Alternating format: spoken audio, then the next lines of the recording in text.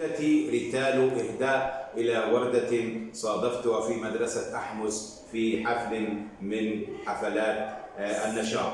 الوردة ريتال ريحان وجمال، ما أحلى طلتها عصفور يختال، فاحت في أخيلتي فتعطرت الآمال. قال: هل تعرفني؟ قلت: نعم ريتال.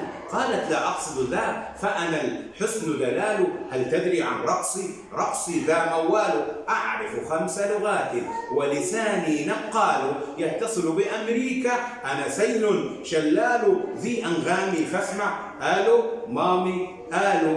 هل أعرف لكن من أنت أجل؟